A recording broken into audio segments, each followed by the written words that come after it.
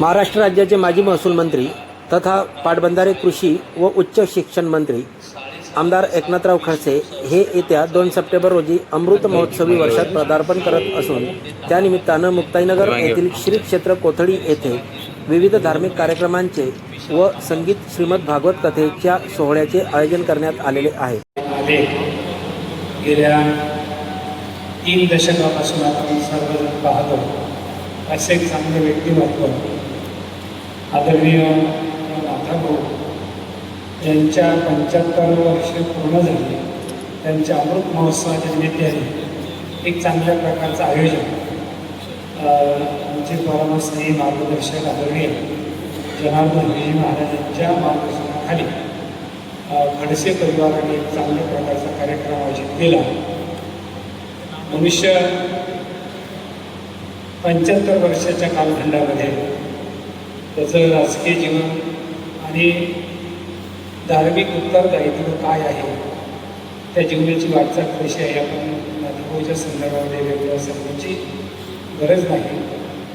आणि म्हणून एक चांगल्या प्रकारचा भगीरथ प्रयत्न म्हणजे जसं गंगा एका भगीरथाने या पृथ्वी तलावर आणली एकाने पण लाभ अनेक आणला झाला. नागोबारा म्हणतात फेडील पापता पोखील तिरीचे पाद समुद्रा जाय आप गंगेचे जैसे. उगमापासनं तर समुद्राला फेटेपर्यंत दोन्ही तीरात त्या तीरावर असलेल्या वृक्ष लता पक्षी पशु मानव जाती शेती सगळ्यांना त्या गंगेच्या पाण्याचा सिंचनाचा पाण्याचा लाभ आणि हे सगळं करीत ते समुद्राला पोहोचले.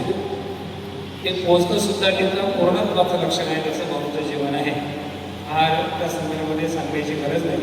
सर्व आपण स्वपरिचित त्यांचं व्यक्तित्व असल्यापैकी एक आहोत आणि म्हणून एक चांगल्या प्रकारचं आयोजन आहे. धार्मिक कार्यक्रम आहे. महाराष्ट्राने सगळं त्याचा भावाभाव केलेला आहे.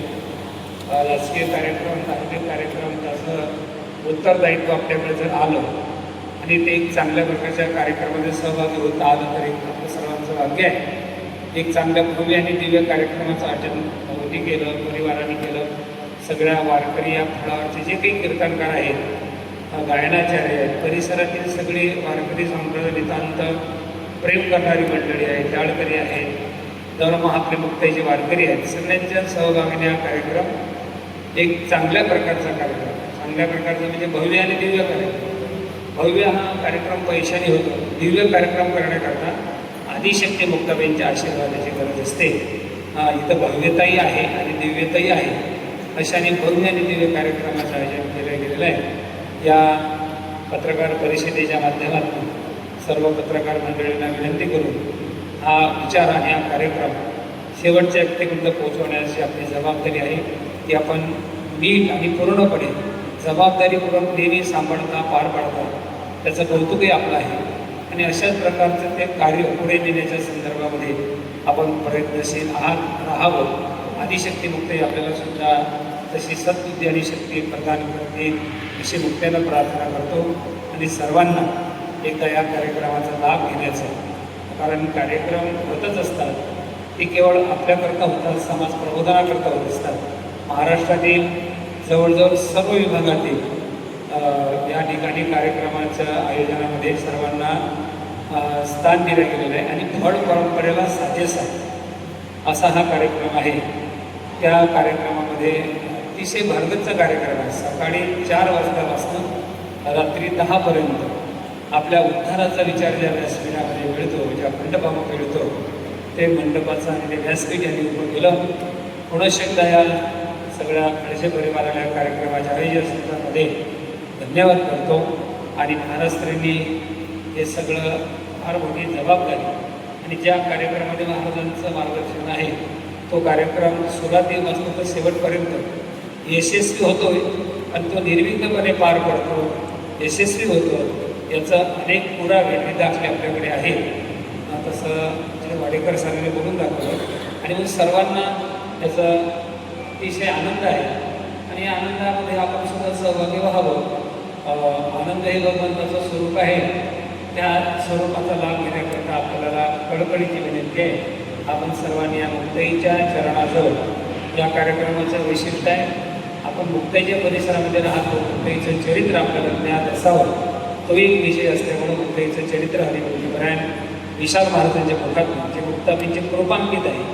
सगळ्या सबंध महाराष्ट्रामध्ये, महाराष्ट्राच्या बाहेर, देश विदेशामध्ये मुक्ताईंचं ज्यांचं भजन ते तिथपर्यंत पोहोचवतात. असं एक चांगल्या व्यक्तिमत्व विशाल महाराजांच्या माध्यमातून मुक्ताई चरित्र आपल्याला त्यांच्या मुखातनं श्रवण करायला मिळेल. दुपारच्या सत्रामध्ये भागवत आहेत आणि अनेक मान्यवरांचे प्रवचन आहे. सर्वांच्या सहकार्याने कार्यक्रम आहे.